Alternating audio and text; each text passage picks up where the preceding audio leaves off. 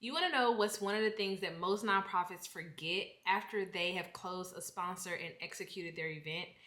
I want you to draw in closer because this number one thing that people oftentimes forget is a huge opportunity that often folks miss because they're not doing it. And because they miss it, they miss out on creating recurrent sponsor revenue.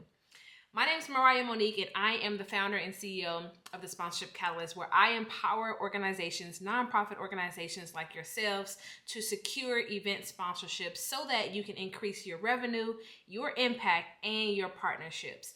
In this video today, I'm going to be talking about the number one thing that most nonprofits forget to do once their event is done after in order to be able to draw in more sponsors, one, but also to solidify the sponsors that they've already secured for an event for the next go round. Now, that number one thing is, drumroll please, it is a fulfillment report. Now, I know some people are like, I don't do this, I've never heard of it. Every time I speak about this, 9 times out of 10, about 90% of the room have never done it. So I know it is an issue, and even as a funder, I have seen where people just host their events and you don't hear anything about what happened at that event. You don't know what the attendance was. You don't know what type of feedback qualitatively that the attendees or the sponsors on site gave. You don't know anything until you hear them come back around for the next year asking for money. I want to make sure that you don't do this. This is such a missed opportunity to build and cultivate a relationship, to build trust, to really bake in what it's going to look like to really make sure this partner is going to stay year after year after year without any problems, because they know that you will execute a great event. They know that you've got a great audience that you're drawing for this event. And they know that you can be trusted to steward the relationship well, to steward the things that you're supposed to be doing on behalf of that sponsorship agreement in order to make sure that brand has the level of access, exposure, whatever it is you may be offering in the brand benefits. So the number one thing that I see people missing is the fulfillment report, which is also called a wrap report. And essentially a fulfillment report is a more formal or maybe less formal, I don't know. I've seen it formal and I've seen it done on a Word document, which is fine. But it is a document that details how you executed on that sponsorship agreement, right? It is a document that talks about what was the impact of the event. What did you do to make sure that the brand benefits that that sponsor paid for were executed upon? How did you maybe exceed those brand benefit expectations? And we're going to dive into that a little bit more today. But I want to make sure you understand that to secure sponsors year after year, this is such a critical piece of the puzzle to ensure that, one, you can share with them feedback, but also hop on a call with them and say, hey, based on these results or based on the experience, and maybe even your team had on site, what would it look like for X company to sign back on for next year, or to do something else that we host as an organization to really pull them in a little bit more and cultivate them in a way of a partner. So I'm going to get into this. I'm going to be looking down a little bit, so just make sure I don't miss anything when it comes to talking about, well, what goes in a fulfillment report. Now, I've already talked about what a fulfillment report is, and I've already talked about why you need it. It is so critical to have a fulfillment report because, for one, most organizations do not do it. You're automatically going to stand out amongst the crowd. And if you're listening to anything that I say, I'm already giving you a edge above because I've seen it year after year. I've experienced it as a funder, and I've also experienced it as someone that coaches other nonprofits how to secure money. And so I've seen it from multiple angles. And so I'm already knowing that if you're listening, you're going to be a cut above. And I've also shared with you not just, what a fulfillment report is and why you need it, but also what it could do for your organization, which is create that recurrent sponsorship revenue year after year, because this is kind of a tool that has, it has a foundation of developing built trust, right, with the partner that you're working with. And so it's not the only method, but it is a method that could also work for you and not against you if you don't do it. So I want to talk about the things that go in the fulfillment report. And if there's anything that resonates with you, or if anything that I say and you're like, I just have a question about that, I don't really fully understand that, drop it in the chat below. Make sure you like and subscribe to this channel so that other nonprofits like yourself can also have this information. I mean, nonprofits are so critical to the makeup of our nation. And I know we're in some very challenging times, but nonprofits, you really will be needed, even more than what you've been in the past. And so make sure you like, make sure you share, make sure you comment. Let me know that this resonates so that I can continue to make great videos for you. Okay, so let's get into it. So a fulfillment report doesn't have to be super long. It can be 1 page. It can be 2 pages. I would not go over anything over about 2, maybe 3 pages, just depending on like what the type of event is. If it's a really long, like 4-day festival, then maybe you might go into a little bit more detail. But if it's not that, then 1 to 2 pages would be fine. I've seen it where people have designed it really beautiful on a 1 page or a 2 page. I've also seen it where people have just put it on a Word document and they just typed it up, you know, where there's maybe, you know, as much graphic in terms of like maybe like a graph, or maybe there's a just like a logo on there, or the event logo. And so it doesn't have to necessarily be super designed. It can be, it's appealing to the eye, but don't feel like you have to invest all that time in doing that. Now, as a standard of excellence, you might design it, you might make it beautiful, but also you want to make sure that the information on there is what is important. So let's get into it. So the first thing you want to have on that fulfillment report, obviously your organization's mission. Very sweet, very short, very straight to the point. You might have what your event mission was or your event goals were on that. You don't have to have this, but you might want to have some of that, right? Whether it meant you wanted to raise X amount of dollars, whether it meant the purpose of your event was to bring community and bridge gaps of resources, whatever that might look like for you, whatever that event focus was, you might want to just re-highlight again so it's just kind of top of mind for the person that's going to be reading it. Then you want to get into, you know, thanking them, right? Thanking them for being a part of it, thanking them for their contribution, for their sponsorship at whatever level that they decided to partner with you in on.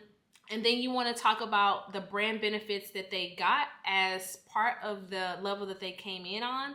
And then you want to talk about how you executed those. Not how, but necessarily like give a metrics, give a number to it. So I'm going to share a screenshot on the screen, and I want you to take a look at this. You might even pause the video to just kind of make sure that you can capture it. I want to kind of go through this because I think it's really important to just understand what this could look like. It doesn't have to look like this. It doesn't have to be in a grid. It doesn't have to look like this at all, but I want to give an example so you at least have a reference point. So let's say they have all these deliverables that they were supposed to get as a part of the sponsorship package that they pay for. You would list all those things under the deliverable tab, and then you would talk about the status, meaning like, did you do it? Did you not do it? And you might talk about if you did it, whether like it's in the notes section, I would say, or maybe even how you exceeded. So these columns, the status and the notes section, could be what they got and then how you exceeded. So it could be a met column, it could be an exceeded column. So for instance, let's say you had social media posts, and based on their level of sponsorship, they were supposed to get 1 social media post. So under the met column or the status column, you would say delivered 1, right? But then the notes column or the exceeds column, you might say we actually gave them an extra 1, and we want to make note that we actually gave them an extra 1. And then you might want to say, hey, you know, this post, whatever the results were of the post, how many likes did it get? How many shares did it get? Did people comment on it? Whatever people said. You can also incorporate that data as well. But at bare minimum, you want to talk about how you met, not how, but what did you meet, just with the checkbox or a number, and then if you exceeded it. Also, another thing could be like if there's like event signage, and maybe they only were going to get event signage in certain areas of your event, because sometimes people do make that very clear on the sponsorship deck where that signage will go. So sometimes, so if let's say that they were just getting event signage at the registration table, but you decided that actually I'm going to give them event signage throughout the entire event. So you would want to talk about under the met column or the status column that you delivered on that deliverable, but this is how we exceeded. You had your brand logo on 15 signs throughout the entire venue, which was beyond our agreement. Again, this just shows value. This shows how you met it, but it also shows value, which again just really speaks to that built-in trust of a fulfillment report that you can develop if you do it. So outside of talking about sponsorship deliverables and the recap of what that looked like, you also want to talk about the data points of the event. You're looking at the number of people that attended. You're looking at maybe the amount of money that was raised if it was a fundraiser. You're looking at social media posts, views, likes, impressions, bringing that data in. You're looking at your attendee post-event surveys that you should be collecting. You're looking at those surveys to look for great quotes about the event. Look for data points like, hey, 50% of people that came to this event left more knowledgeable about whatever the topic of the event was, showing value that your event was necessary for the people that attended. You might want to talk about any media presence that was on site, right? Maybe you have a local known radio station or TV channel come out and do some stories on the event. You want to highlight those things. You might even link in some of those stories, right? Showing some of those videos from what was captured on site at the event. Because if the sponsor, gatekeeper essentially didn't come, then you might want to just pop that stuff on in so they can kind of click it and see, and hear people talk about the event on site. You might also want to have some customer-specific feedback specific to the sponsor activation. So this is really cool, especially if you are maybe walking around your sponsors, your sponsor tables, and just checking in with them, which you should do. But also checking in and say, hey, like, how's it been? What are the customers saying about, your activation? What are they loving most? What promo item are they loving most, right? So you can glean this stuff as data to put in the report specific to that brand. You might say, oh, Expedia, customers really love the little airplane activation that you had where our kids can go in there and they could just kind of see what it's like to be on the plane for the very first time. Like whatever that looked like, right? So you might want to talk about that as it is specific for the brand. Now you may not have that for all brands, and I think that's okay, but the ones that you have it for, I would encourage you to add that in. Let's see. And then data should be specific to what you agreed upon in the sponsorship agreement. So of course, listen out, like I said before, those brand benefits and making sure that you are executing on those. And if you exceed in any of them, highlighting that, because you can, added value really does make a difference. Like sponsors love when there's added value. And so you add a little extra value, especially if it doesn't cost you to do that, then I think it's just really helpful to really just bake in that relationship. Then towards the end of that, you just kind of have a call to action, right? Maybe there's a link to a survey for your sponsors to answer. Maybe you're asking them to hop on a brief call with you to discuss the event and to discuss any feedback maybe that they even have for you for improvement, because this is a partnership, right? Like there should be a two-way type of a dialogue and opportunity for feedback, opportunity for understanding. This also, the call to action is so critical because it allows you to understand or check a post on if this is something they will want to participate in again, right? So when you think about your call to action, it's an opportunity to hop on the phone with a sponsor or to get their feedback through a survey. So you can also use that information to refine your event. You can use that information to also close a deal with that particular sponsor again, based on what the feedback was. Or you can use data and information from surveys or phone calls that you're having with your existing sponsors to bring in new sponsors. Let me explain this a little bit more. So let's say you have a sponsor that said, you hopped on a call with them, or you saw in the survey that they were able to get, 10 really good leads that they're excited to meet with. That is information that you can say, hey, our sponsors have reported that they have gotten X amount of leads to be able to increase their sales.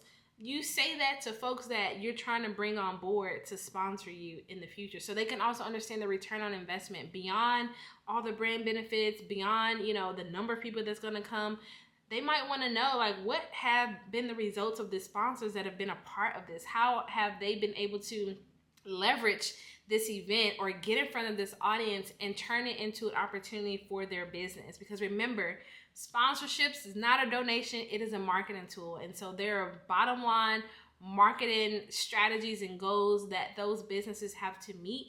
And so being able to show return on investment based off of what sponsors told you they were able to do as a result of being a part of your event, you're going to want to share that with other sponsors that you're courting, that you want to be a part of the event, as well as you're going to want to talk to people who said no to your event and say, hey, I know last year wasn't, the best timing for you. I know we had some misalignment, but we want to come back again to offer you an opportunity to come on board. This is just the feedback from our previous sponsors and the results that they were able to achieve by being a part of our event. It's genius. So I want to tell you, this is one of the number one ways to really create that sponsorship recurring income year after year, because you're showing value. Like, people aren't just, let me tell you, the sponsorship industry is changing. It's becoming really competitive, and people are not just funding things because it's a good cause. They're not just funding things because you think it's great. You got to be able to show true data. You got to be able to show value. Whether that be qualitative data or quantitative data, you got to be able to show value. They got to be able to know that, hey, when I partner with this brand, I know I'm going to get a good return on investment, and I know it's going to be good.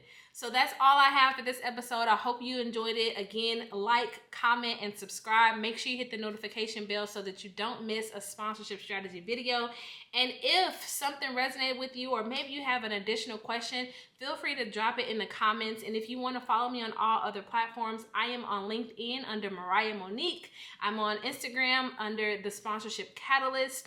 And then you can join the email list. There's a link below for you to join the email list, as well as some other goodies down there that you can take advantage of if you are really ready to move the needle forward on your sponsorship seeking journey. You all have an amazing day.